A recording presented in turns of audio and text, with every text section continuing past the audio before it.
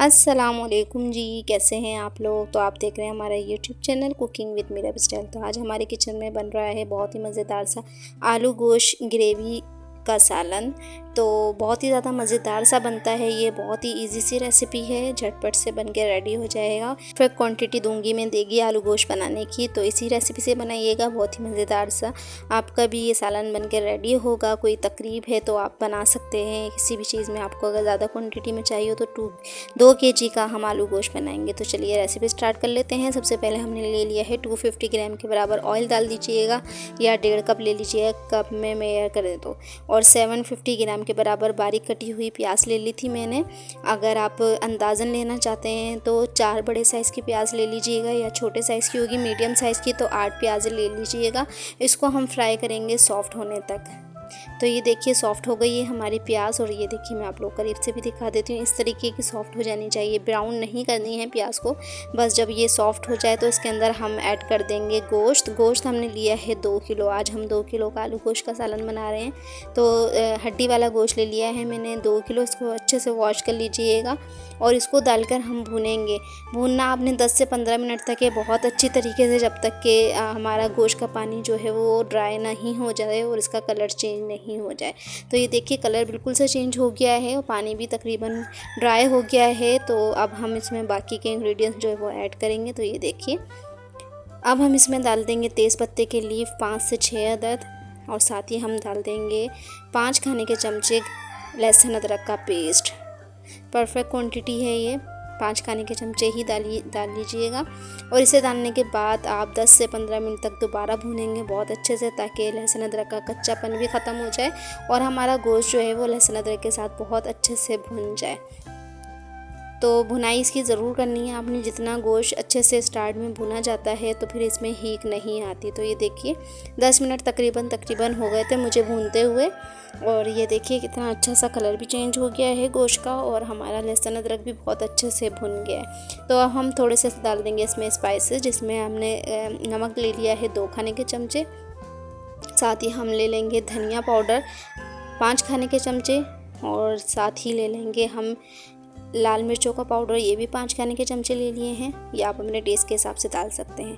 हल्दी पाउडर ले लेंगे 2.5 खाने के चमचे, और बस यही चीज़ें डलेंगी स्टार्ट में, और इसे बहुत अच्छे से अब दोबारा से भून लीजिए। अब आपने इतना भूनना है कि जो इसमें हमारे मसाले जो है वो अच्छे से भुन जाएंगे और ऑयल जो है वो सेपरेट हो जाएगा, इतना आपने भूनना है। तो ये देखिए इसकी लुक देखिए कितनी खूबसूरत सी निकल कर आई है। ऑयल हमारा सेपरेट हो गया है और हमारा गोश्त भी बहुत अच्छे से भुन गया है मसालों के साथ। तो ये देखिए बहुत अच्छे से भुनने के बाद अब हम इसमें ऐड कर देंगे पानी मैं 1 लीटर डालूंगी। अगर गिलास में यह करें तो तकरीबन 4 गिलास के बराबर आप पानी डाल दीजिएगा। बिल्कुल परफेक्ट क्वांटिटी रहेगी, इसमें आपका गोश्त गल भी जाएगा और पानी भी ड्राई हो जाएगा भूनने के लिए। तो ये देखिए 3 से 4 गिलास आप पानी ऐड कर सकते हैं। उससे दोबारा से मिक्सिंग कर लीजिए और इसमें बॉयल आने के लिए वेट कीजिए। बॉयल आने के बाद आप इसका फ्लेम कर देंगे बिल्कुल लो। तो ये देखिए बहुत अच्छे से मैंने मिक्सिंग कर ली है।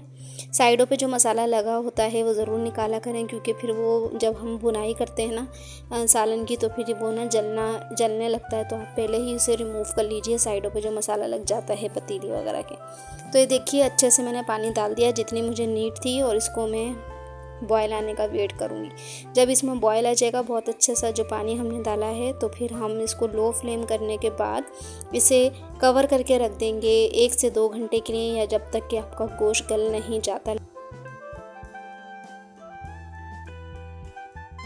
1.5 घंटे में तकरीबन आपका गोश्त अच्छे से गल जाएगा, या आप चाहें तो कुकर में भी चढ़ा सकते हैं। तो ये देखिए अब हम बाकी की चीज़ें देख लेते हैं। अब हमने लिए हैं टमाटर आधा किलो 500 ग्राम, 125 ग्राम ले लिया है हमने दही, इसको फेंट लिया है, और तकरीबन 1.5 किलो ले लिए हैं मैंने आलू, इसको लंबाई में कट कर लिया है। आप चाहें तो गोल भी काट सकते हैं, लेकिन इस तरीके से आलू कटे हुए आलू गोश्त में बहुत ज़्यादा मज़ेदार से लगते हैं, तो मैंने इस तरीके से काट लिए हैं।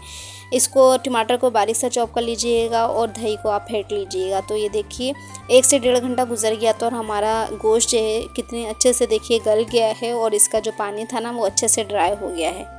ये देखिए अब हम इसको मैं चेक भी करा देती हूँ आप लोगों को कितने अच्छे से ये गोश्त गल गया है। अब हम इसकी कर लेंगे भुनाई बहुत अच्छे से। तो ये देखिए चेक कर लीजिए ये बहुत अच्छे से गल गया था।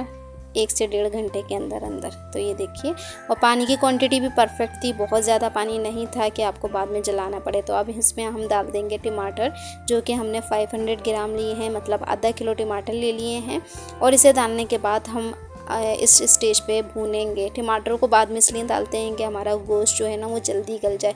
स्टार्ट में टमाटर डालने से जो है ना गोश्त देर में गलता है, तो इस टाइम टेस्ट भी बड़े मज़ेदार सा आता है, कुछ अलग सा टेस्ट आता है। और टमाटर जो है ना हमारे इस टाइम अच्छे से भुनाई के अंदर भुन जाते हैं। तो ये देखिए, अब टमाटर के साथ साथ हम दही भी डाल देंगे, जो कि हमने ली है आधा पाव दही। दोनों चीज़ों को एक साथ हम भुनाई कर लेंगे, क्योंकि दही छोड़ेगा पानी, तो इसमें थोड़ा टाइम लगेगा भुनाई करने में।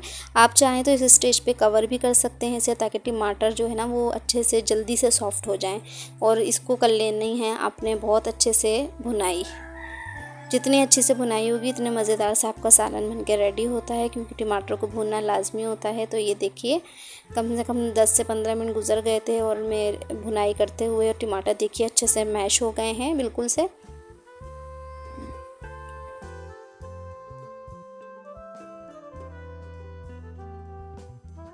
अब हम इसमें ऐड कर देंगे आलू, जो कि हमने लिए हैं 1.5 किलो, 1.5 से 2 किलो तक आप इसमें आलू ऐड कर सकते हैं। अब इसे बहुत अच्छे से मिक्सिंग कर लेंगे आलूओं को, ताकि हमारे मसाले में जो है ना आलू अच्छे से मिक्स हो जाएं। से इसके अंदर हम ऐड कर देंगे पानी मैंने पहले ही जो है वो बॉईल करने रख दिया था। बॉईल पानी करेंगे तो आप जल्दी से ये आलू गल के रेडी हो जाएंगे। तो ये देखिए, कम से कम 2 से 4 गिलास तक आप पानी डाल सकते हैं, ये आपकी मर्ज़ी है, आप कितनी ग्रेवी रखना चाहते हैं उतना आप पानी इसमें ऐड कर दीजिए। पानी डालने के बाद भी बहुत अच्छे से मिक्सिंग कीजिए,